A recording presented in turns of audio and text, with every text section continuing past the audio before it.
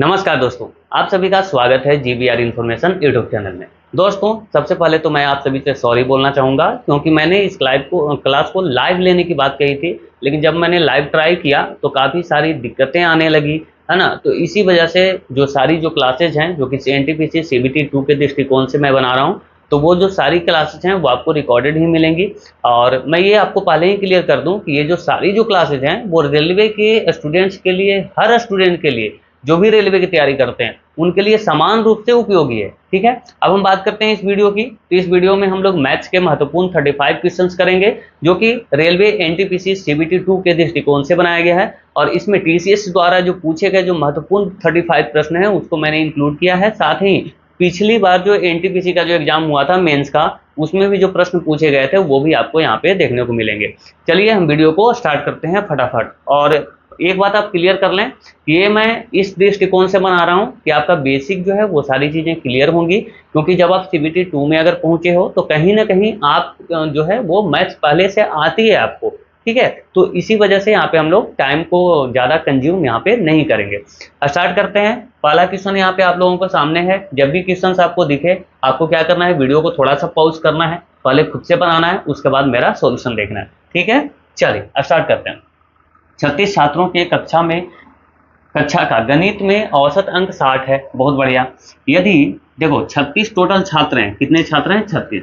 औसत कितना है? औसत अंक टोटल जो है वो 60 है। यदि शीर्ष जो दो, मतलब जिनका सबसे ज्यादा नंबर आया था, उनको निकाल दिया जाए, दो स्टूडेंट्स को क्या किया गया? निकाल दिया गया, तो औसत जो है वो 2 से कम हो जाता है। औसत क्या हो रहा है? कम हो जा रहा है। दो नंबर हर स्टूडेंट का कम हो रहा है। अब देखो यहाँ पे कि पहले 36 छात्र थे, अब स्टूडेंट्स बचे कितने होंगे? तो आप बोलेंगे 34। ठीक है जी, क्योंकि 2 छात्र तो निकल गए हैं और औसत जो है वो 2 से कम हो गया है, यानी कि हर स्टूडेंट का 2 नंबर जो है वो कम हो चुका होगा। और जो एवरेज कितना है इसका? एवरेज भी तो 60 है ना, तो 2 स्टूडेंट का एवरेज भी तो इसमें होगा। तो 2 स्टूडेंट का एवरेज अगर देखें तो 60 दूनी 120, यानी कि इतने मार्क्स जो हैं वो टोटल आने होंगे जो 2 स्टूडेंट जो शीर्ष वाले हैं वो जो निकले हैं उनके। तो अगर देखें तो ये टोटल हो गया 68 प्लस 120, यानी कि ये आप मन में कर सकते हो कि 188 होगा। बिल्कुल 188 जो है वो टोटल मार्क्स होंगे, जो कि उच्चतम स्कोर वाले 2 विद्यार्थी हैं। तो यहाँ पे एक विद्यार्थी का बता रहा है कि 90 है, तो इसमें से मैं 90 माइनस कर रहा हूँ, बाकी जो दूसरा स्टूडेंट है उसका 98 स्कोर होगा। ठीक है, बढ़ते हैं नेक्स्ट क्वेश्चन पे। यदि 0.25, अच्छा इसको आपको सॉल्व करना है, तो 0.25 हम जल्दी जल्दी स्टार्ट करेंगे। ठीक है, जल्दी जल्दी करेंगे ताकि कोई दिक्कत ना हो। 0.225, तो इसको क्या लिख सकते हैं हम? तो आप बोलोगे 225, और नीचे हम क्या डाल देंगे? 0 डाल देंगे। कितना 0? 3 0। क्यों? क्योंकि 3 डिजिट के बाद यहाँ पे डेसिमल है, उसके बाद ये मल्टीप्लीकेशन है। ठीक है, क्योंकि बोला गया है गुणनफल, है ना। तो गुणनफल अगर देखें तो ये 36 को क्या लिख सकते हैं हम? तो 36/100 लिख सकते हैं। बहुत बढ़िया। और एक संख्या और है जो कि n है। ये संख्या कौन है? n। और इसका गुणनफल कितना होना चाहिए? तो 243। अगर इसको हम अगर देखें तो काटते हैं इसको, भाई कटेगा तो देखते हैं 5 से इसको काट के 25 से चलो काटते हैं। 25 9 2 25 और 25 चौके 100, 40 बार में चला गया। अगर इसको देखें 4 से कट रहा है, 4 9 36, 4 से इसको 4 9 40। ठीक है जी, और कुछ? चलो नहीं कट रहा है, कोई बात नहीं। तो ये तो कट रहा है। 9 9 81 होता है, तो 81 को यहाँ 3 बार अगर काट दें तो 243 होगा, यानी कि n का वैल्यू जो है वो 3 × 100 × 100 होगा, यानी कि 3000। ठीक है, आगे चलते हैं। अगला क्वेश्चन है, किसी सम षटभुज की प्रत्येक भुजा की लंबाई 2√3 सेंटीमीटर है, दिए गए षटभुज का क्षेत्रफल आपको बताना है। ये भी क्वेश्चन जो है वो एनटीपीसी सीबीटी 2 में, जो कि 2022 में हुआ था, उसमें ये पूछा गया। तो देखिए सम षटभुज क्या होता है? सम षटभुज होता है जो समबाहु त्रिभुज होता है, इक्विलैटरल ट्रायंगल। वो 6 अगर आप इक्विलैटरल ट्रायंगल को अगर जोड़ दो तो क्या हो जाएगा? सम षटभुज बन जाएगा। तो इक्विलैटरल ट्रायंगल का हम क्षेत्रफल कैसे निकालते हैं? तो आप बोलेंगे √3/4 × a², भुजा स्क्वायर कर देते हैं, तो समबाहु त्रिभुज का हम क्षेत्रफल निकाल लेते हैं। तो ये कितने समबाहु त्रिभुज से मिलकर बना है? 6। तो 6 से भी गुना करना पड़ेगा क्योंकि हम टोटल का निकाल रहे हैं, टोटल सम षटभुज का। तो इसी पे तो निकल जाएगा ये। तो √3/4 × a का वैल्यू दिया, क्या दिया हुआ है? भुजा इसकी लंबाई है 2√3, क्या है? 2√3 का स्क्वायर करेंगे, और इसको टोटल को हमें 6 से मल्टीप्लाई करना है। तो देख लेते हैं क्या होगा। तो 2 का स्क्वायर 4, 4 × 12, यानी कि अगर हम इसको देखें तो √3/4 इंटू 12 × 6 होगा। अगर इसको आप देखो ध्यान से तो ये 4 तिया 12 यानी कि 6 तिया 18√3, 18√3 स्क्वायर सेंटीमीटर। कोई दिक्कत नहीं होनी चाहिए, कोई परेशानी नहीं होनी चाहिए। देखिए समबाहु त्रिभुज के सूत्र जो है वो आपको याद होने चाहिए।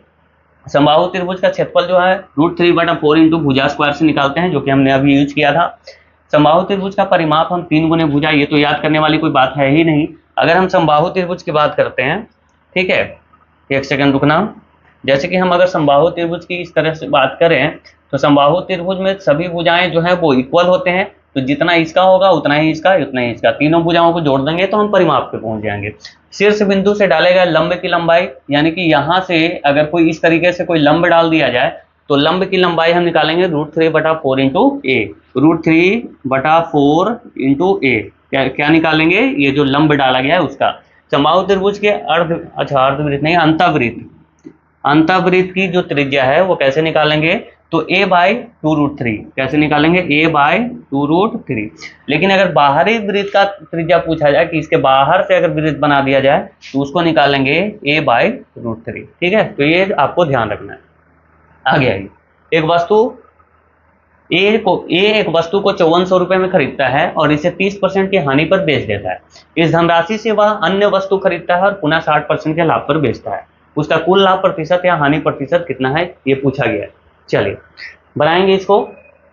तो हम देख रहे हैं कि 5400 रुपए में एक वस्तु को खरीद लिया। चलो पेन थोड़ा चेंज करके बनाते हैं।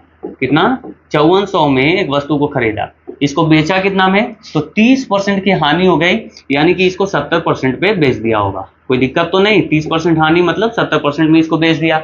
अभी ये जो टोटल जो पैसा है उसके पास, उसी धनराशि से एक दूसरा वस्तु खरीदा, उसको 60% के लाभ पर बेचा। मतलब ये जो इतना जो पैसा है उस पे इसने 60% का लाभ कमाया, यानी कि 160% इसका पैसा हो चुका है। कोई दिक्कत नहीं होनी चाहिए। तो 2 0 से 2 0 यहाँ कैंसिल करते हैं, चलो, और 1 0 से 1 0 ये, 1 0 से 1 0 ये। अब इसको हमें मल्टीप्लाई करना पड़ेगा, तो 7 चौक 28, 7 चौक 28 और 7 बचे 35, यानी कि 350 और 28 कितना हो जाएगा जी, तो हो जाएगा 378। 378 को 16 से मल्टीप्लाई करना है, 16 8 28 से हाथ में 12, 16 पिलोत्तल से 112 और 12 24, यानी कि बच गया कितना 12, 112 और 12 कितना हो जाएगा 124। चलिए अब 12 बच गया ना, 16 3 48 और 12 7, यानी कि इतना रुपया बन गया, जबकि उसका शुरुआत का पूंजी कितना था, तो 5400। लाभ कितना हो गया इसको, तो आप देखेंगे तो 5400 आप माइनस करके यहाँ पे देख लो कितना लाभ हुआ, तो आप बोलेंगे 648 रुपया लाभ हो चुका है इसको। 648 जो है वो 5400 का कितना परसेंट है, तो आप ऐसे ही देख पा रहे हैं। अगर आप देखो निकालने की जरूरत नहीं है, आप देख पा रहे हो कि 10% का वैल्यू जो है वो 540 होगा या नहीं होगा, आप बोलेंगे बिल्कुल होगा, क्योंकि 1 0 हटाएंगे तो 10% हो जाएगा। तो 540 जो है वो 10% है 5400 का। अब हमें दिख रहा है कि सारे जो है वो 12% वाले हैं, तो कुछ करना ही नहीं भाई, हमें ये पता हो गया कि यहाँ पे प्रॉफिट हो रहा है। क्या हो रहा है, प्रॉफिट। तो हानि वाले तो आंसर हो नहीं सकते, और लाभ में 1.2% यहाँ लिखा गया जो कि हो नहीं सकता, यानी कि 10% से तो ज्यादा ही आंसर है। तो ऑप्शन नंबर ए आपका करेक्ट है, पूरे सोल्व करने की जरूरत नहीं है।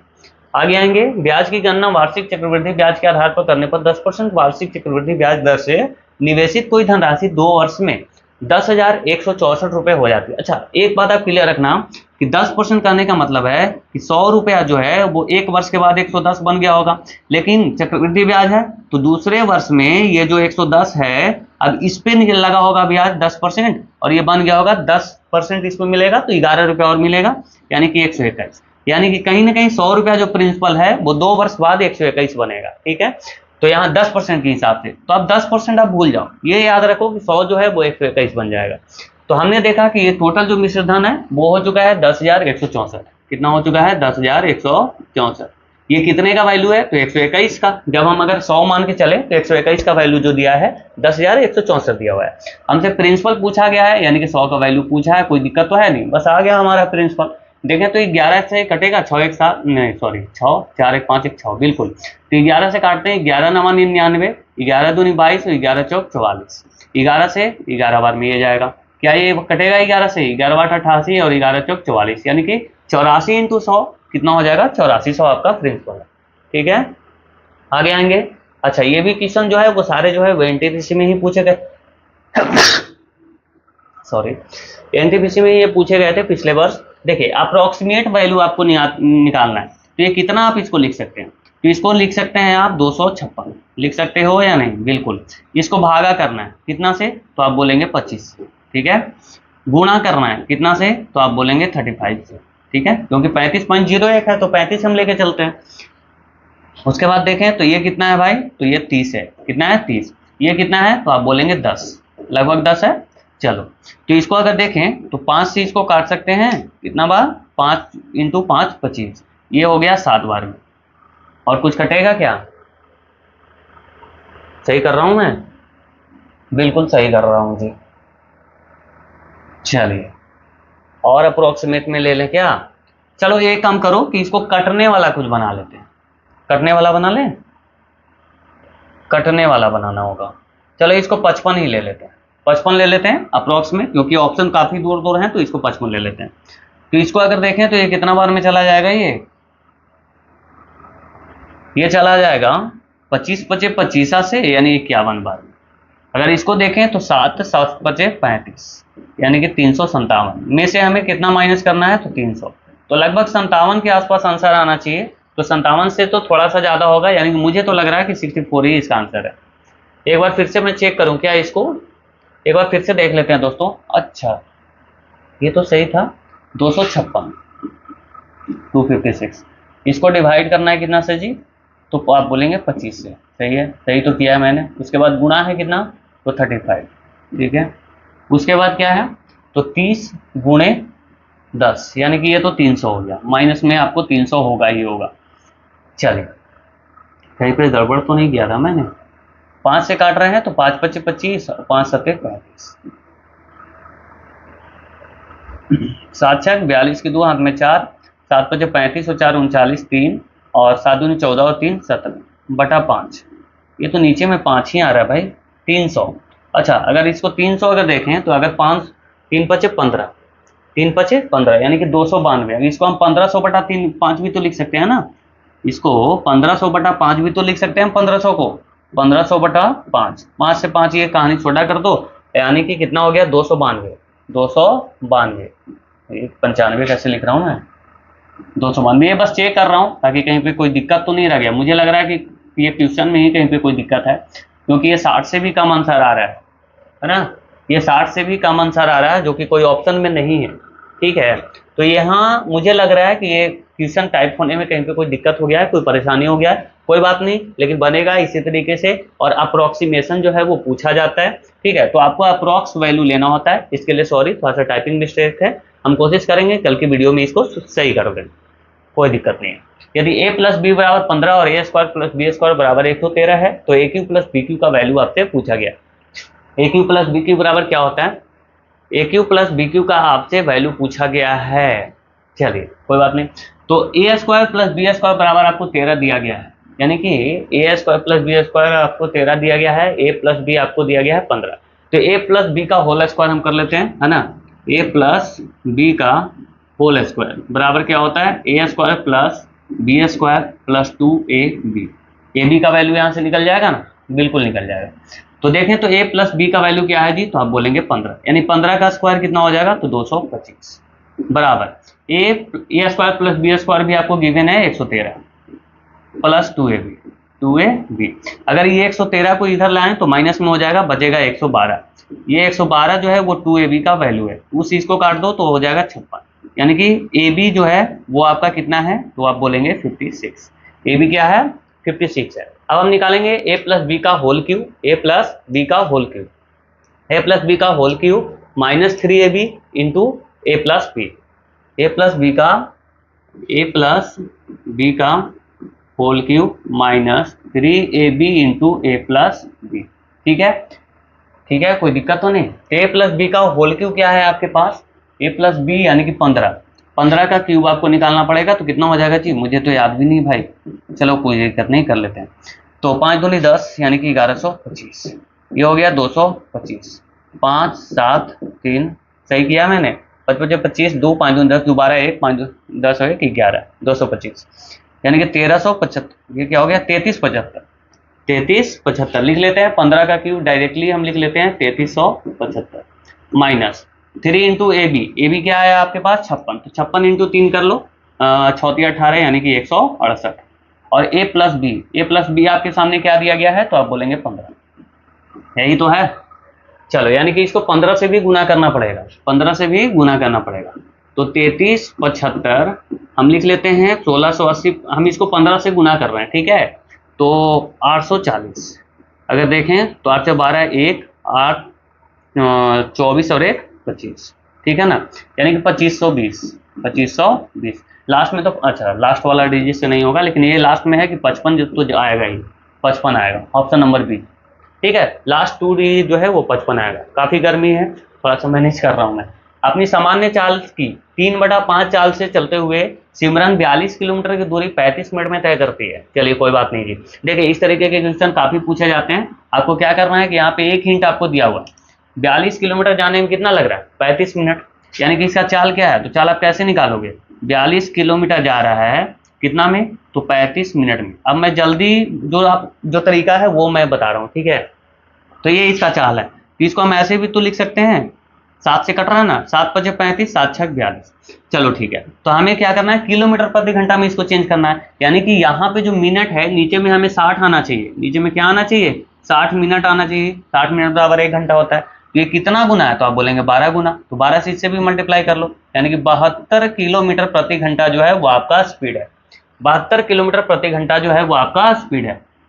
जब वो कब चल रही है, जब वो 3/5 के स्पीड से चल रही है, 3/5 के स्पीड से चल रही है, मतलब 3 का जो स्पीड है वो आपको दिया गया है 72 किलोमीटर प्रति घंटा, क्योंकि 3/5 सामान्य चाल की 3/5 से ही तो ये जा रही है, ये जो चाल है ये 3/5 का है, यानी कि 3 के चाल से अगर जाए तो 72 का है, तो 5 का स्पीड, यानी कि ये जो है नॉर्मल चाल है उसका, तो 24 या 72 होता है, यानी कि 24 से गुना हुआ है, तो 24 से इसको भी मल्टीप्लाई कर लेते हैं, तो 120 किलोमीटर प्रति घंटा जो है वो इसका सामान्य चाल है।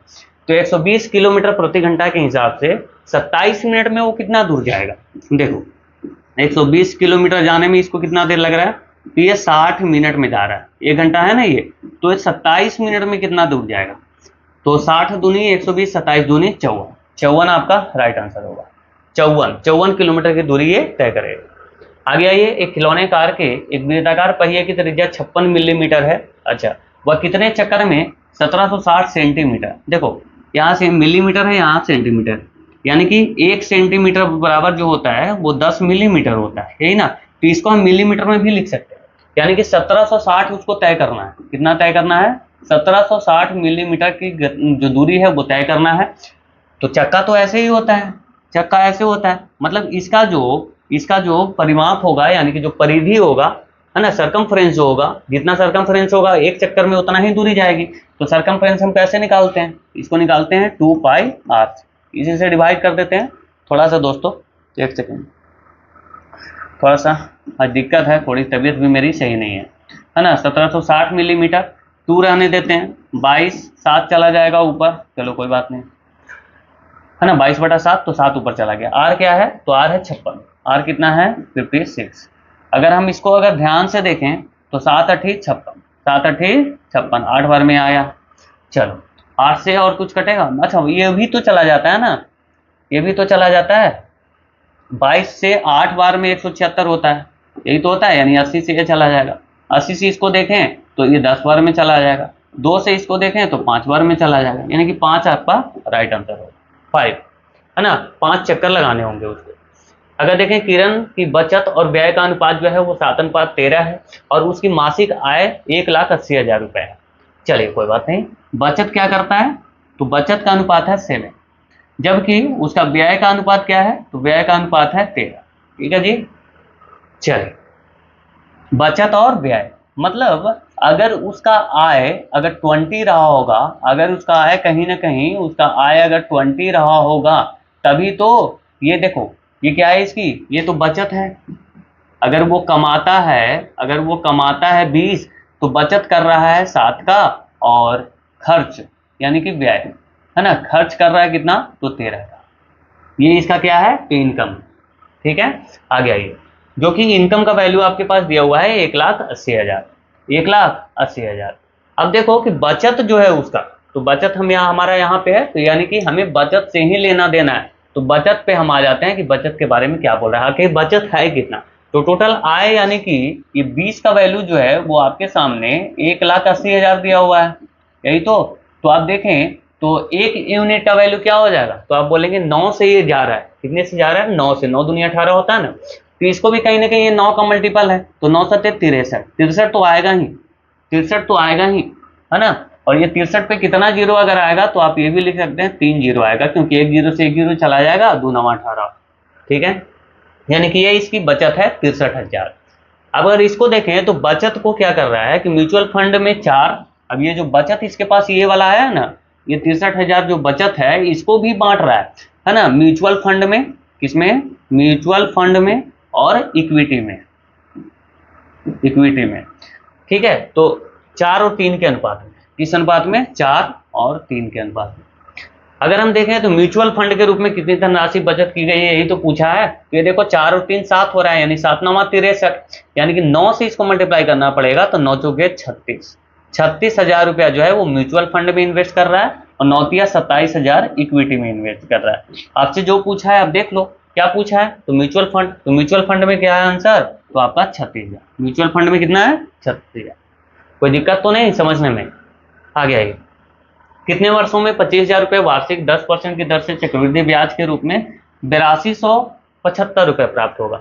अब देखें कि 10% कितना है, 10%, 10%, हाँ यही है ना, 10% की दर से 25,000 रुपये वार्षिक।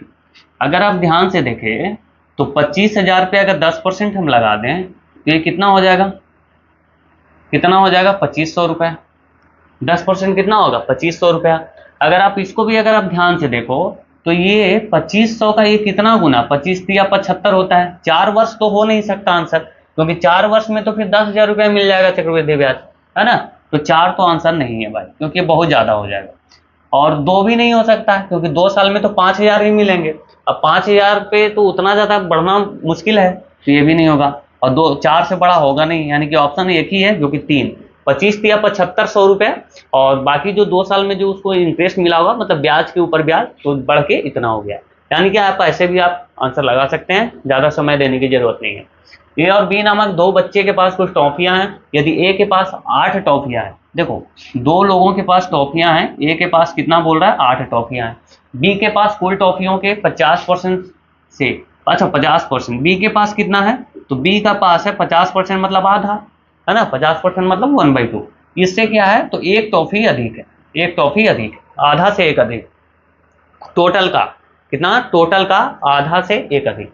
तो बी के पास कितनी टॉफियां, देखो आप चाहो तो आप बहुत सारी चीजें लगा सकते हो, लेकिन सबसे अच्छा तरीका है इसको आप ऑप्शन से करोगे, आसानी से हो जाएगा, क्योंकि काफी छोटे हैं, ठीक है। तो हम देखें तो बी के पास आंसर दिया हुआ है, अगर हम 10 लेके चलते हैं तो टोटल बी के पास अगर 10 टॉफियां हैं तो टोटल टॉफी कितना होगा, ए और बी मिला के 10 और 8 18, तो 18 का आधा कितना होता है, तो 18 का आधा 9, और उससे एक ज्यादा है, तो बिल्कुल जी 10 ही है, एकदम बिल्कुल सही है। यानी कि पहला ही सेटिस्फाइड हो गया, आपका पहले वाला ही आंसर, ठीक है, ज्यादा देरी नहीं लगेगा। एक परिवार के 5 सदस्यों का औसत 24 वर्ष है, औसत जो उम्र है, अच्छा उम्र दिया गया है, औसत सिर्फ लिखा हुआ है भाई, चलो कोई बात नहीं।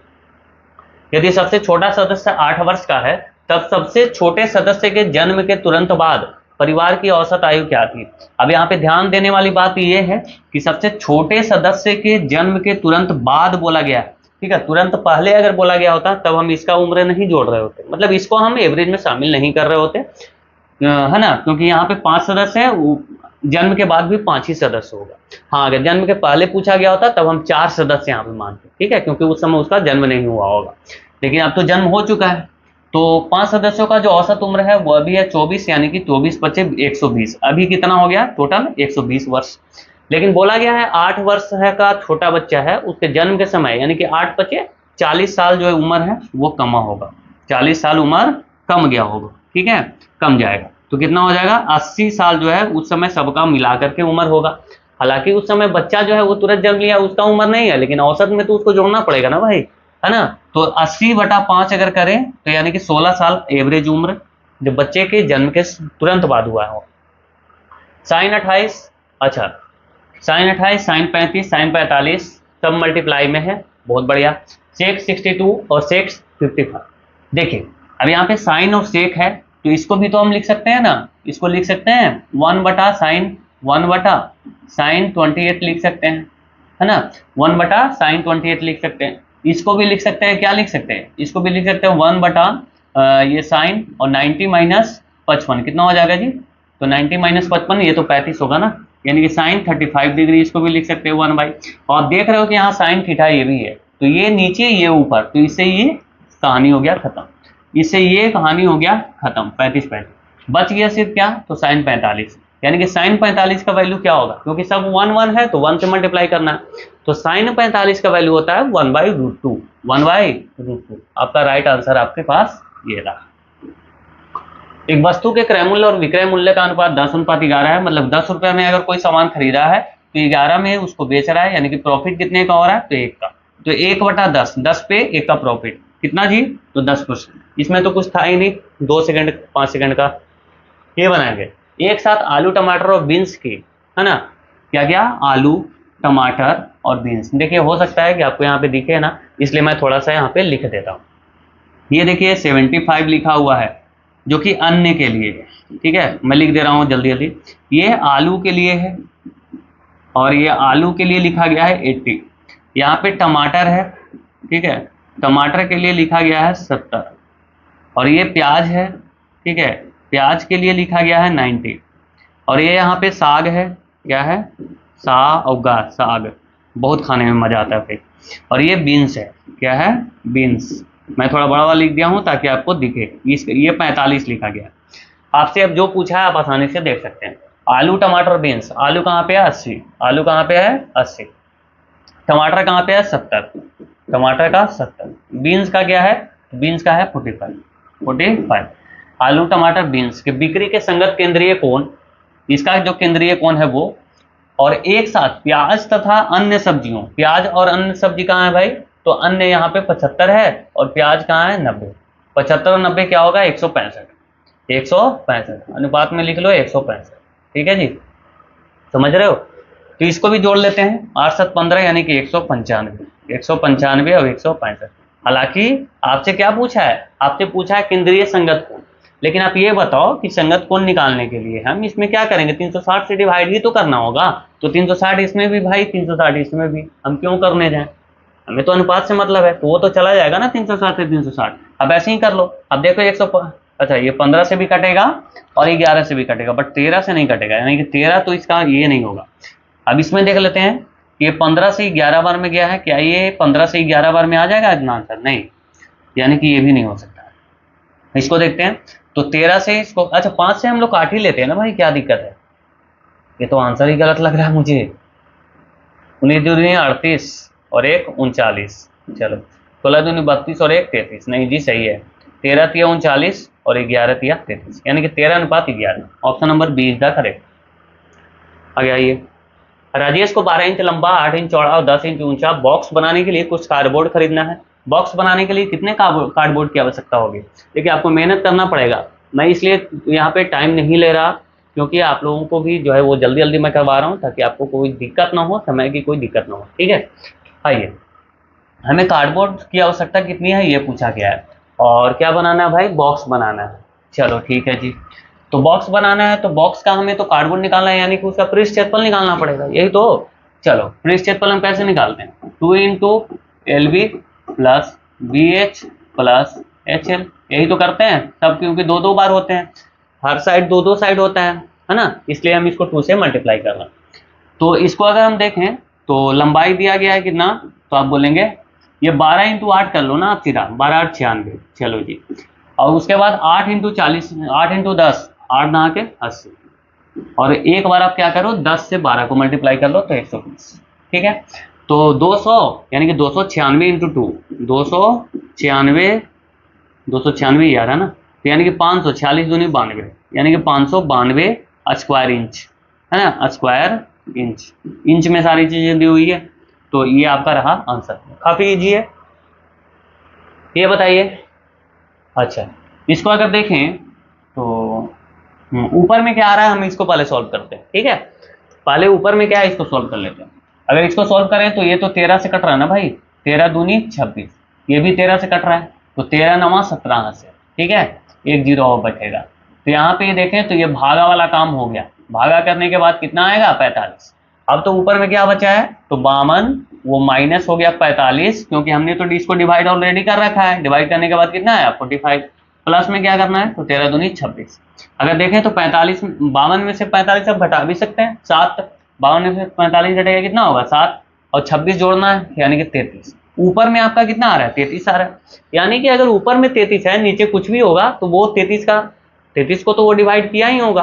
तो अगर ऑप्शन देखें तो एक ही ऑप्शन है जो कि 33 को काट सकता है, और वो है 11, ठीक है। तो 11 ही आप ऐसे आप मार के चल सकते हैं, बाकी आप चेक भी कर सकते हो, 11 ही आंसर आएगा। एक कक्षा में कुछ विद्यार्थियों का औसत भार 58.4 किलोग्राम था, जब 62.8 किलोग्राम भार वाले 5 विद्यार्थी कक्षा में शामिल हुए। अच्छा चलिए ठीक है, तब कक्षा के सभी विद्यार्थियों का औसत भार जो है वो 0.55 किलोग्राम बढ़ गया। बहुत अच्छी बात है ना। नए विद्यार्थी आए हैं कौन, तो 62.8 किलोग्राम वाले 5 विद्यार्थी, पहले का औसत भार क्या है, तो 58.4। तो ये कितने की बढ़ोतरी यहाँ पे हो रहा है, कितने ज्यादा वजन वाले आए हैं, तो 62.8 में से 58.4 घटाइए, यानी कि 4.4 केजी जो नए बच्चे आए हैं उसका वजन ज्यादा है, और टोटल बच्चे कितने हैं 5, तो 5 के 20 यानी कि 22 केजी इनका वजन ज्यादा हो जाएगा, टोटल 5 को मिला करके 22 केजी वजन ज्यादा है। अब देखें तो बोल रहा है कि सबको जो है औसत भार में 0.55 किलोग्राम की बढ़ोतरी हो गई है, तो हम 22 केजी को 0.55 केजी से हम क्या कर देते हैं, डिवाइड कर देते हैं, जिससे हमें पता चल जाएगा कि टोटल स्टूडेंट हैं कितने। तो अगर इसको देखें तो इसको हम क्या लिख सकते हैं, केजी से केजी चला गया, और ये हो गया डबल जीरो ऊपर मैंने बढ़ा दिया और नीचे में 5 कर दिया, तो ये देखो 4 बार में चला जा रहा है, यानी कि 40 स्टूडेंट अभी हैं। कितने स्टूडेंट हैं 40, लेकिन आप यहाँ पे ध्यान देना, गलती से आप इसको आंसर मत कर देना, ठीक है, क्योंकि पूछा गया है ना प्रारंभ में कक्षा में विद्यार्थियों की संख्या कितनी थी, अब हुआ है ना भाई 40, जब 5 और आए हैं तब पहले कितना होगा, तो 35 होगा, क्योंकि पहले तो 5 कम होंगे ना। आगे आते हैं, 12 सेंटीमीटर ऊंचाई वाले ठोस वृत्तीय बेलन का वक्र पृष्ठ क्षेत्रफल 2640 वर्ग सेंटीमीटर है, बेलन का आयतन पूछा गया है। अच्छा, जब भी ऐसा बेलन का आयतन पूछा जाए, हमें पता है कि बेलन का आयतन बराबर होता है पाई आर स्क्वायर एच, यानी कि पाई यहाँ पे आया हुआ है, तो पाई आया हुआ तो एक बार हम इसको, क्योंकि पाई का वैल्यू क्या होता है 22/7, यानी कि 11 से कटना चाहिए आंसर, है ना। तो अगर इसको चेक कर लेते हैं एक बार, हो सकता है एक ही आंसर हो, तो 4 2 6 0 6, ठीक है, 6 इसमें आएगा, यानी कि ये तो 11 से कट रहा है, ये तो कट रहा है, क्या ये कट रहा है, 3 और 9 12, और यहाँ पे 7, यानी कि आंसर है 5 का। अंतर कितने का है, 5 का नहीं कटेगा, 4 4 ही है, ये 2, यानी कि 4 - 2 2 का अंतर है, ये भी नहीं कटेगा। 5 2 7, चलो ये भी 7 हो गया जोड़ने के बाद, और यहाँ पे क्या है 5, तो 7 - 5 यानी कि 2 का अंतर है, ये भी नहीं कटेगा, यानी कि एक ही ऑप्शन है, तो बनाने से कोई फायदा नहीं है, आप चाहे तो बना भी सकते हैं। 28 सेंटीमीटर त्रिज्या वाले वृत्त के त्रिज्यखंड का क्षेत्रफल 112 वर्ग सेंटीमीटर है, त्रिज्यखंड के संगत चाप की लंबाई के। देखिए इस तरह के क्वेश्चन अगर आपको समझ में नहीं आ रहा ना तो कोई दिक्कत नहीं है, हालांकि मैंने बहुत बार इसको बेसिक से बता रखा है। चलिए, ये क्या है, एक वृत्त है, बोला गया है कि इसका जो त्रिज्या है ना वो आपको कितना दिया गया है, त्रिज्या जो है वो 28 सेंटीमीटर, कितना 28 सेंटीमीटर। ये बोला गया कि ये क्या है, त्रिज्यखंड है, इसको काट के निकाल दिया गया, मतलब कि केक जो आप खाए हो ना पिज्जा वगैरह, तो वो काट के बाहर निकला। तो ये जो है इसका क्षेत्रफल आपको बता दिया गया है कि इसका क्षेत्रफल जो है वो 112 वर्ग सेंटीमीटर, ठीक है। तो आपसे पूछा गया है, ये वाला पूछा है कि ये जो संगत जो चाप है इसकी लंबाई कितनी है। तो सबसे पहले आपको क्या करना पड़ेगा, सबसे पहले ये देखना पड़ेगा कि ये कितने डिग्री का एंगल बना रहा है, यही ना। चलो हम टोटल पूरे वृत्त का हम निकाल लेते हैं क्षेत्रफल, तो पूरे वृत्त का हम कैसे निकालते हैं, पाई आर स्क्वायर ही से तो निकालते हो आप। चलो पाई आर स्क्वायर, आप अगर इसका आप देखें तो ऐसे भी निकाल सकते हैं, पाई आर स्क्वायर थीटा बटा 360, ठीक है। तो इसका वैल्यू आपको कितना दिया गया है 112, ऐसे भी लिख लो। अगर इसको देखें तो वो 22/7 इंटू आर स्क्वायर यानी कि 28 इंटू 28 इंटू थीटा तो हमें पता है नहीं, यही तो हमें निकालना है ना, तो थीटा बटा 360, और ये चलो थीटा बटा 360 बराबर 112। 28 से इसको देखें तो ये 4 बार में चला जाएगा, इसको 4 से देखें तो ये 7 चौक 28 हो जाएगा, 7 से इसको देखें तो ये चला गया भाई, यानी कि क्या है आपके पास, ये दिया गया है 22/360, 22/360 बराबर थीटा, है या ना। 22/360 बराबर थीटा आ गया। थीटा का वैल्यू हमारे पास निकल के आ चुका है, थीटा का वैल्यू निकल के आ चुका है। सही किया है ना मैंने, एक बार देख लेता हूँ भाई।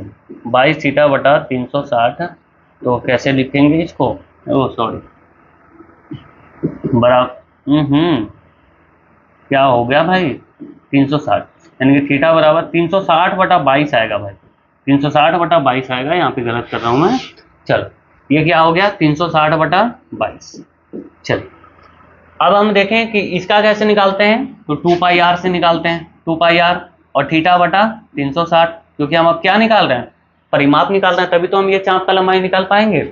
तो 2 इंटू 22/7 इंटू आर का वैल्यू क्या है जी, आर का वैल्यू है 28, इंटू थीटा क्या है आपके पास, तो 360/22, थीटा का वैल्यू क्या है 360/22, और इंटू ये वाला भी तो आएगा 360, 360 से 360 कैंसिल, 22 से 22 कैंसिल, 7 से ये 4 बार में, और 4 दूनी 8 आपका answer, option number B.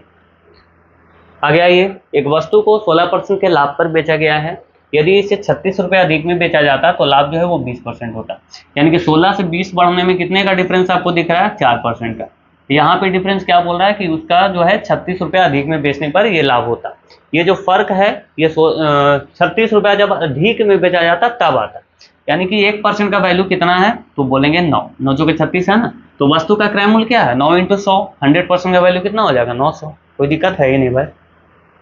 Chamanlal, Arshad और जगदीश सिंह ने चुनाव लड़ा, ये थोड़ा सा अच्छा क्वेश्चन है। मतदान किए गए सभी मत जो है वो वैलिड है, चलिए कोई बात नहीं, यहाँ तक टेंशन खत्म। अरशद को कुल मतों का 35% मिला है, चलो लिखते जाते हैं, है ना।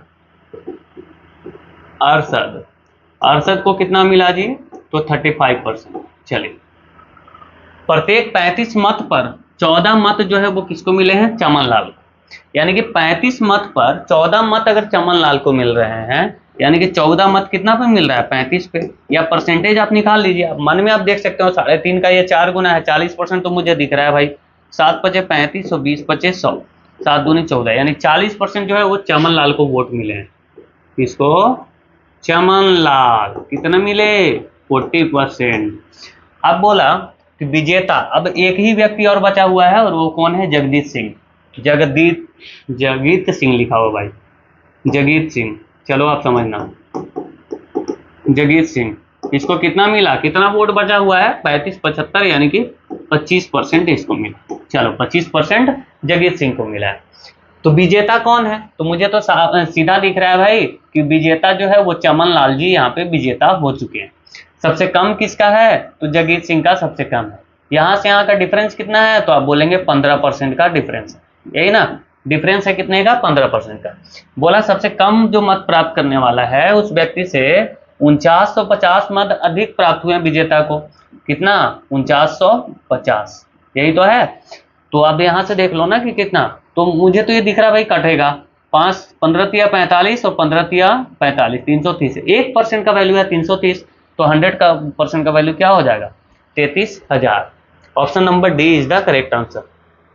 एक डिनर सेट का अंकित मूल्य जो है वो 1500 रुपए है, एक ग्राहक उसके लिए 1173 रुपए का भुगतान करता है, यदि ग्राहक को 2 छूटों की श्रृंखला मिली है और पहली छूट की दर जो है वो 15% है। चलो अंकित मूल्य कितना है जी 1500 रुपया, इस पे पहले जो है वो 15% की छूट दिया गया, यानी 15 × 15 यानी 225 रुपए का छूट दिया जाएगा। चलिए ठीक है, यानी कि इसका अब कितना में बेचा जाएगा, तो आप बोलेंगे 1275, ठीक है। लेकिन उसको बेचा कितना में गया है 1173 में, कब, जब एक और छूट दिया गया है, तब 1173 में बेचा गया, यानी कितना रुपया उसको और छूट दिया गया होगा, तो 102 रुपया और छूट दिया गया है। किस पे ये छूट मिला होगा, तो ये 1275 पे मिला है। तो आप देख लो ना कि 1275 का कितना परसेंट है 102, यही तो देखना है ना, तो निकाल लेते हैं, है ना। 1275 का x% है कितना 102। आप चाहें तो आप ऐसे भी देख सकते हैं भाई कि 12×8 = 96 हो रहा है, 12 तो 8 से हो जाएगा, 9% तो हो नहीं सकता, 12 8 से 108 हो जाएगा, ये 9% नहीं होगा।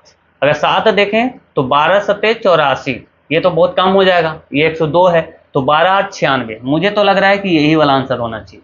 ठीक है, आप चाहें तो आप देख सकते हैं। अगर इसको देखें तो 20 25 100, इसको अगर काटें 75 ही था ना, हाँ ठीक है।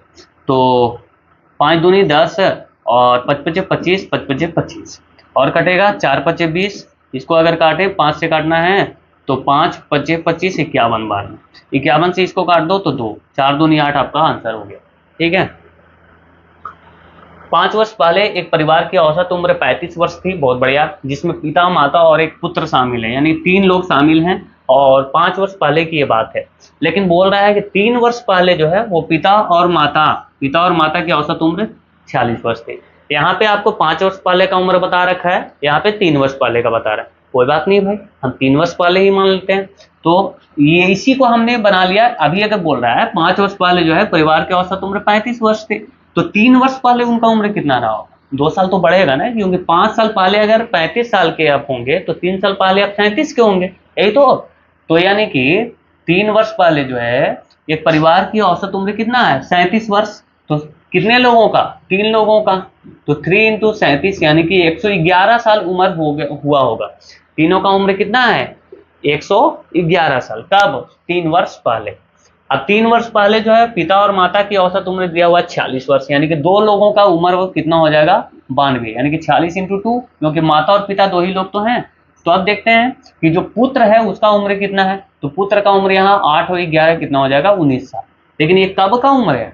3 वर्ष पहले का उम्र है। तो जल्दीबाजी में 19 मत लगाना। अच्छा, अब तो ऑप्शन ही नहीं है। यहाँ पे पूछा है वर्तमान उम्र, तो 3 इसमें जोड़ना पड़ेगा, टोटल हो जाएगा कितना? 22 साल उम्र। आगे आते हैं। 90 लीटर के एक मिश्रण में दूध और पानी का अनुपात 3:2 है। इस मिश्रण में दूध और पानी का अनुपात 2:3 करने के लिए, चलो कोई बात नहीं, 90 लीटर का मिश्रण है, इसको बांटना है। इसको क्या करना है भाई? इसको क्या हो रहा है? तू शांत हो जा भाई। 3:2 में बांटना है। तो देखें तो 3 × 2 = 5, यानी कि 18 × 25 = 90। तो 18 से इसको मल्टीप्लाई करेंगे, 18 × 3 = 54 लीटर और 18 दूनी 36 लीटर। ठीक है, ये क्या है? तो दूध और पानी, यानी कि इधर है मिल्क और इधर मैं लिख ले रहा हूँ वाटर। आपसे बोला गया इस मिश्रण में दूध और पानी का अनुपात जो है 2:3 करने के लिए पानी कितनी मात्रा मिलानी है? क्या मिलाना है आपको? पानी। यानी कि ये जो मात्रा है ये कांस्टेंट रहेगा, ये अभी भी 54 है, बाद में भी 54 रहेगा, क्योंकि इसको तो नहीं मिलाना ना। और अनुपात होना कितना चाहिए? तो 2 और 3 का जो फाइनल अनुपात है वो कितना होना चाहिए? 2:3 का अनुपात होना चाहिए। देखो यहाँ पे, ठीक है। तो हम यहाँ पे देख पा रहे हैं कि इसको जब हम कुछ छेड़छाड़ नहीं कर रहे हैं तो ये 27 गुना है। तो क्यों नहीं इसको भी आप 27 गुना बनाओ। तो यहाँ पे 27 × 3 कितना होना चाहिए? 81 यहाँ पे हो जाना चाहिए भाई, जबकि पहले से आपके पास कितना है? 36। 81 बनाने के लिए आपको कितना और मिलाना पड़ेगा? तो 81 में से आप 36 अब घटा लो तो कितना आ जाएगा? 45 लीटर। 45 लीटर आपका राइट। आगे आएंगे। कितने वर्षों में सुरेखा को प्रति वर्ष 12.5% की दर से निवेशित 40,000 रुपए पर 10,625 रुपए का चक्रवृद्धि ब्याज मिलेगा? 12.5% का मतलब क्या हुआ? 1/8। 1/8 अगर हम 40,000 का 1/8 करेंगे तो 8 × 5 = 40, यानी कि 5,000 रुपये। एक साल में इंटरेस्ट कितना मिल रहा है? 5,000। एक साल में कितना मिल रहा है? 5,000। और टोटल इंटरेस्ट कितना मिला है? तो 10,625। क्या 3 साल हो सकता है आंसर? तो आप बोलेंगे 3 साल में तो 15,000 हो जाएगा। 4 साल तो हो ही नहीं सकता, 20,000 से ज्यादा हो जाएगा। 5 साल में भी 25,000 से ज्यादा हो जाएगा, क्योंकि 1 साल का इंटरेस्ट है 5,000। तो आंसर आपके पास 2,000 ही है। 2 वर्ष। आगे आइए। शांत जल में एक मोटर बोट की गति और पानी की धारा की गति का अनुपात 20:4 है। चलो कोई बात नहीं। शांत जल में धारा के साथ क्या हो जाएगा जी? तो 20 + 4 यानी कि 24। धारा के साथ गति क्या है? 24। और धारा के विपरीत कितना हो जाएगा? तो 20 - 4 तो 16 का हो जाएगा, है ना। चलिए, तो धारा के साथ एक निश्चित दूरी तय करने में 9 को 4 घंटे लगते हैं, यानी कि धारा के साथ जब जाता है तो कितना 4 घंटे में कितना दूरी जाएगा? तो आप बोलेंगे 96 किलोमीटर। तो धारा के विपरीत इसका चाल क्या होगा? 20 - 4 यानी कि 16 के चाल से इसी दूरी को तय करना है, तो कितना देर लगेगा? तो आप बोलेंगे 16 से 96 यानी कि 6 घंटे। Option number 8। घर के एक कमरे की ऊंचाई 5 मीटर और इसकी चौड़ाई का 3 गुना है। चलो लिख लेते हैं जी। घर के जो है ऊंचाई दिया हुआ है ना, हाइट दिया हुआ है 5 मीटर। चलो, इसकी लंबाई इसकी चौड़ाई का 3 गुना है। चौड़ाई यानी कि ब्रेथ मान के चलो कि x है, हमें तो पता नहीं। और तो क्या बोला? इसकी लंबाई, यानी कि लंबाई जो है ये चौड़ाई का 3 गुना है, यानी कि ये 3x। ठीक है, इसकी 4 दीवारों पर सफेदी कराने की लागत कितनी आ रही है? तो 2.5 रुपये 2.5 रुपये प्रति वर्ग मीटर के हिसाब से जो है 200 रुपया खर्चा है। कितना रुपया टोटल खर्चा है? 200 रुपया। और कितना हम लगा रहे हैं इस पे? तो 2.5 रुपया। 2.5 को क्या लिख सकते हैं? 5/2 भी लिख सकते हैं। तो 5 से देखें तो 40, यानी कि ये कहीं ना कहीं 80 मीटर स्क्वायर का खर्चा है। कितने का खर्चा दिया हुआ है? 80 मीटर स्क्वायर का खर्चा है। यानी कि कमरे के चारों दीवारों का जो क्षेत्रफल है वो 80 मीटर स्क्वायर है। इससे तो यही साइन जाहिर हो रहा है ना। तो चारों दीवारों का क्षेत्रफल बराबर क्या होता है? चारों दीवारों का क्षेत्रफल बराबर क्या होता है? 2 into l plus b into h. ठीक है जी। तो इस पे हम पहले फिक्स करते हैं। तो 2 into l plus b, l हमारे पास कितना है? 3x, और बी कितना है? x, और एच कितना है जी? तो 5। इसको देखें, 5 दूनी 10, यानी कि ये तो टोटल 8 बार में चला जाएगा ना, चला जाएगा। तो देखें तो 4x 3x प्लस x, यानी कि 4x का वैल्यू आपके पास कितना आ गया? 8, यानी कि x का वैल्यू कितना आ गया? तो आप बोलेंगे 2। अब इसको तो आप फिक्स कर सकते हैं, यानी कि जो चौड़ाई है वो 2 है और लंबाई 3 गुने 2 यानी कि 6। आपसे क्या पूछा है? फर्श पर कालीन बिछाने की लागत। तो फर्श तो यानी कि नीचे वाला, ठीक है। तो इसमें तो सिर्फ लंबाई होता है और चौड़ाई होता है। तो 12 हो जाएगा लंबाई और चौड़ाई, तो 6 दूनी 12, यानी कि 12 जो मीटर स्क्वायर है उसका खर्चा कितना होगा? जबकि खर्चा दिया हुआ है क्या? हाँ, 5 रुपये प्रति वर्ग मीटर। 5 रुपया लगता है 1 वर्ग मीटर में फर्श को सफेदी कराने में। सफेदी कराना है, कालीन बिछाना है। तो 12 मीटर स्क्वायर में कितना लग जाएगा? 12 इंटू 5 यानी कि 60 रुपये। ठीक है, चलिए। पूजा ने प्रारंभिक निवेश के साथ एक व्यवसाय शुरू किया। 7 महीने बाद पूनम 3000 रुपए के साथ ही पूजा के हिस्सेदार के रूप में शामिल हो गई। चलो, शुरुआत में कौन है जी? तो पूजा जी जो है वो व्यापार करने के लिए जो है वो शुरू करते हैं पूजा जी। अब 7 महीने बाद कौन आ जाती हैं? एक और लड़की जी आ जाती हैं, उनका नाम है पूनम जी। चलिए, अब क्या हुआ? तो पूनम जी ने क्या किया कि 3000 रुपये इन्वेस्ट किया। कब? तो 7 महीने के बाद। आपसे पूछा क्या है? वर्ष के अंत में। वर्ष के अंत में यानी कि ये तो 7 महीने बाद अगर कोई आया है तो 1 साल में रहने के लिए तो 5 महीने ही इसका पूंजी इन्वेस्टेड रहा है, जबकि इसका 12 महीने इन्वेस्टेड रहा है। यही रहा है ना। 3-5 के अनुपात में विभाजित किया गया है। लाभ जो है वो 3 और 5 के अनुपात में विभाजित किया गया है। चलिए जी, कोई बात नहीं। तो यहाँ पे ये पूछा गया कि ये वाला वैल्यू जो खाली जगह है ये कितना है, यही तो पूछा है, और तो कुछ पूछा नहीं है भाई, यही पूछा है ना। तो ये 5, हाँ, इसको अगर हम गुना अगर इसको कर लें तो 3×5 = 15,000 का वैल्यू जो है वो आपके सामने दिया हुआ है 5, यानी कि कितना गुना हुआ है? तो मुझे दिख रहा है कि 3000 से गुना हुआ है। कितने हजार से? 3000 से। तो इसको भी हमें 3000 से अगर गुना अगर कर दें 3000 से, तो 12×3 = 36। कितना आना चाहिए टोटल? टोटल आना चाहिए 36,000, सॉरी 36,000, 3 से गुना करना है ना, तो 3×3 = 9,000 आना चाहिए जी, सॉरी। टोटल कितना आ जाना चाहिए? अगर 3000 से इसको भी हम गुना कर दें तो टोटल आना चाहिए 9,000। टोटल इन दोनों का गुना करने के बाद कितना आना चाहिए? 9,000। तो 9,000 को हम 12 से डिवाइड कर लेते हैं, हमारा आंसर रेडी होगा, है ना। क्योंकि यही तो दिया हुआ ना कि x गुने 12 बराबर 9,000। तो इसको आप करो तो 12 सते 84, ये तो आंसर ही नहीं आ रहा भाई। 12 सते 84, 6 12×5 = 60, 750 आना चाहिए। ये कितना आना चाहिए? 750। सही बनाया मैंने? एक बार भाई, इसमें जो कोई नहीं ऑप्शन है, लेकिन थोड़ा भी देखना पड़ता है इसमें। देखते हैं 3000, 5 महीने उसका पूंजी जो है वो इन्वेस्टेड रहा है, यानी कि 3×5 = 15,000 का वैल्यू जो है वो 5, इसका तो यही है ना पूनम जी का। ठीक है, तो देखें तो 3000 से गुना हुआ, कोई बात नहीं, तो ऐसे ही यहाँ भी दिख रहा है। तो इसको 3 से गुना करते हैं 3000 को, तो 9,000 इन दोनों को मल्टीप्लाई आना चाहिए। तो x गुने 12 बराबर 9,000 आना चाहिए। तो x का वैल्यू अगर निकालना हो तो 9,000 को 12 से डिवाइड करेंगे, 12 से 84। बिल्कुल जी, इसमें से कोई नहीं, इनमें से कोई नहीं इसका आंसर होगा। आ गई। निम्न में से कौन सी संख्या 11 से विभाज्य है? ये तो बहुत ईजी होते हैं ना। चलिए देखते हैं। अरे भाई, ये तो देखते के साथ ही 11 11 121 121, ये तो यही आंसर है पक्का, है ना। और इसमें मुझे 112 यहाँ पे दिख रहा है, यहाँ पे 211 दिख रहा है, और यहाँ पे 120 दिख रहा है, और इसके बाद ये सारा पता नहीं। ये तो लास्ट में 111 है, लेकिन लास्ट से मतलब नहीं है ना इसको। अल्टरनेट डिजिट का जो सम है वो 11 से कटना चाहिए। 24 सेंटीमीटर आंतरिक त्रिज्या वाला एक अर्ध गोलाकार कटोरा द्रव से पूरा भरा हुआ है ना, द्रव से भरा हुआ है कटोरा। और उस द्रव को बेलनाकार बोतल में भरा जाना है। मतलब कि ये कटोरा है इस तरह का, ये द्रव से भरा हुआ है, इसको जो है इस तरह के छोटे छोटे बेलनाकार जो है उसमें आपको भरना है। ठीक है, जिसकी जो है वो 6 सेंटीमीटर त्रिज्या है, इसकी आर जो है वो 6 सेंटीमीटर है और इसका हाइट है 8 सेंटीमीटर। यही है ना, हाइट 8 सेंटीमीटर। जबकि इसका त्रिज्या कितना दिया हुआ है तो 24 सेंटीमीटर, इसका आर कितना है 24 सेंटीमीटर। देखो हम ज़्यादा डिजाइन नहीं बना रहे हैं ताकि मुझे जल्दी से खत्म करना है। इसको भरना है तो ये तो पूछा है कि ये जो बेलनाकार जो बर्तन है, जो कटोरा है, अच्छा बेलनाकार खाली करने की कितनी बोतल की आवश्यकता होगी, बोतल है भाई, चलो बोतल की संख्या, इसका आयतन कितना है, ये अर्धगोला का आयतन क्या निकालते हैं 2/3 पाई आर क्यूब। ठीक है, बेलन का आयतन बराबर क्या होता है पाई आर स्क्वायर एच, पाई से पाई ये कैंसिल। चलिए इसको फिक्स करते हैं, क्या क्या दिया हुआ है 2/3, ये 24 दिया हुआ है ना, तो 24 का क्यूब क्या होगा 24 इंटू 24 बराबर, इसका आर कितना है तो बोलेंगे 6, 6 इंटू 6, इसका हाइट कितना है तो 8। चलो जी देखते हैं, 6 चौके 24, 6 चौके 24, अच्छा रेट से लिखता हूँ, बहुत पिटाओगे यार, 6 चौके 24। चलो इसको देखें तो 4 दूनी 8, ये 2 से काट दें तो ये 2 बार में, ये भी कट जाएगा भाई 8 बार में, 8 चौके 32 आपका आंसर होगा। 32 बोतलों की आवश्यकता पड़ेगी।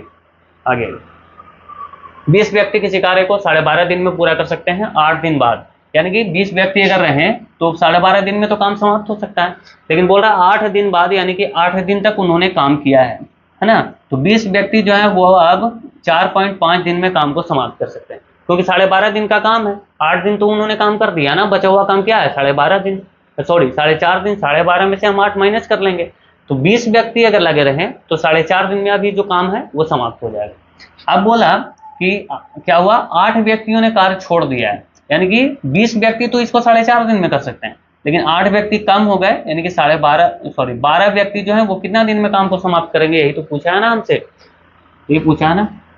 ठीक है जी, 8 व्यक्ति ने काम छोड़ दिया, चलो ठीक है।